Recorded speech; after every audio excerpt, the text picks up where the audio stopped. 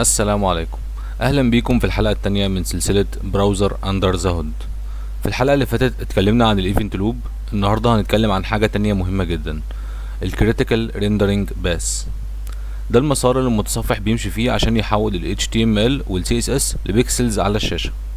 هنفهم ازاي الدوم وال CSS بيتبنوا، ايه الريندرنج تري، وايه الفرق بين اللي اوت والبينت، وفي الاخر هنشوف ازاي نحسن الاداء. يلا بينا. طيب، قبل ما ندخل في التفاصيل خلينا نشوف الصورة كاملة. المتصفح بيمر ب5 خطوات أساسية. الخطوة الأولى بياخد ال HTML بيحوله لدوم تري، شجرة بتمثل هيكل الصفحة. الخطوة التانية بياخد ال CSS وبيحوله ل CSSOM تري، شجرة بتمثل الستايلز. الخطوة التالتة بيدمج الاتنين في الريندر تري، ودي فيها العناصر المرئية بس. الخطوة الرابعة اللي اوت بيحسب حجم ومكان كل عنصر في الشاشة. الخطوة الخامسة البينت والكومبوزيت بيرسم البيكسلز ويركب اللايرز. كل الخطوات دي بتحصل كل مرة الصفحة بتحمل فيها، وأي تغيير في الدوم أو ال CSS ممكن يعيد بعضها أو كلها. تعالوا نشوف كل واحدة بالتفصيل. أول حاجة الدوم، وهي اختصار ل Document Object Model. لما المتصفح بيستقبل ال HTML من السيرفر بيجيله كبايتس أو أرقام، المتصفح بيحولها لكاركترز أو حروف. بعد كده بيقسمها لتوكنز، قطع صغيرة زي فتح التاج وقفل التاج. التوكنز دي بتتحول لنودز، عقد، والنود بتتربط مع بعض في شجرة، الدوم تري. الدوم تري هي يعتبر زي ريبريزنتيشن الصفحة في الميموري. بس في حاجة مهمة جدا، لو المتصفح هو بيبني الدوم لقى تاج السكريبت بيوقف البارسنج تماما، بيروح يحمل الجافا سكريبت فايل وينفذه، وبعد ما يخلص بيروح يكمل بناء الدوم. عشان كده لو حطيت تاج سكريبت كبير في الهيد من غير ديفر او سينك الصفحة هتتأخر في الظهور. طيب، عشان نحل المشكلة دي هنحط ديفر على السكريبت دايما، ده بيخلي المتصفح يكمل بناء الدوم وينفذ السكريبت في الاخر. بالتوازي مع بناء الدوم المتصفح بيبني حاجة تانية ألا وهي ال CSSOM، ال CSS Object Model. نفس العملية، بايتس، كاركترز، توكنز، نودز، CSSOM tree. بس في فرق مهم جدا بين الدوم وال CSSOM. ال CSS هو الريندر بلوكينج، يعني المتصفح مش هيرسم اي حاجة على الشاشة ولا بيكسل واحد غير لما CSSOM تخلص تماما. طب ليه؟ عشان لو بدأ يرسم قبل ما يعرف كل الستايلز ممكن يرسم حاجة غلط وبعدين يعيد رسمها، وده بيعمل فلاشنج. الصفحة بتظهر بشكل غريب للحظة وبعدين تتغير، ده اسمه فلاش اوف unstyled content. عشان كده المتصفح بيستنى وكأنه بيقول هخلص ال CSS الأول وبعدين أرسم، وده معناه لو في ملف ال CSS كبير الصفحة هتتأخر. دلوقتي عندنا الدوم وال CSSOM، المتصفح بيدمجهم في حاجة اسمها الريندر تري. الريندر تري هي مش نسخة من الدوم، هي بتحتوي على العناصر المرئية بس. يعني ايه؟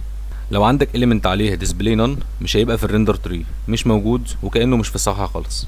لو عندك برضو تاج الهيد او تاج السكريبت او الميتا تاج طبعا مش هيكونوا في الريندر تري. بس لو عندك visible hidden او visibility hidden ده موجود في الريندر تري. طب ليه؟ عشان هو بياخد مساحة على الشاشة. هو مش ظاهر قدامك حاليا بس هو واخد مكان في الدوم، وده فرق مهم جدا بين الديسبلاي نون وبين الفيزابيليتي هيدن. الديسبلاي نون مش موجود خالص، الفيزابيليتي هيدن موجود بس مخفي. بعد الريندر تري بيجي اللاي اوت والريف فلو، ده المرحلة اللي المتصفح بيحسب فيها الحجم والمكان لكل عنصر ويبدأ يحط أسئلة زي مثلا الديف ده عرضه كام بكسل وارتفاعه كام ومكانه فين في الشاشة. والحسابات دي مش بسيطة، عنصر واحد بيأثر على اللي جنبه، المارجن بتاع كل عنصر بتأثر على مكان اللي تحته، الباندنج بتأثر على حجم اللي جواه. لو غيرت ويتس بتاع إليمنت واحد ممكن يأثر على 50 إليمنت تاني. عشان كده اللي اوت غالي، بياخد وقت ومجهود من السي بي يو. لو بتعمل انيميشن بتغير ويتس او هايت او توب او ليفت، كل فريم بيعمل لي اوت من تاني، وده بيأثر على البرفورمانس بشكل كبير.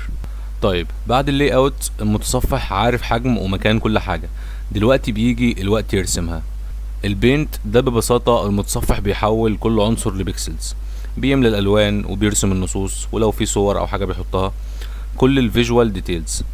بس مش بيرسم كل حاجة على لاير واحدة، الصفحة مقسمة للايرز، طبقات، كل طبقة مرسومة لوحدها.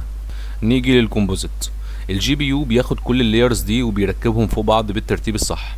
الزد اندكس بيحدد مين فوق مين، والنتيجة الصورة النهائية اللي بتشوفها. والحاجات المهمة هنا الترانسفورم والاوباسيتي، دول بيشتغلوا على الكومبوزيت ستيج بس، يعني ما بيعملوش لي اوت ولا بينت من تاني، عشان كده هم الاسرع في الانيميشن. دلوقتي فهمنا البايب لاين، خلينا نتكلم عن ايه اللي بيحصل لما نغير حاجة بعد ما الصفحة ظهرت. في نوعين من التغييرات، الريف فلو وده هنشبهه مثلا بحاجة غالية.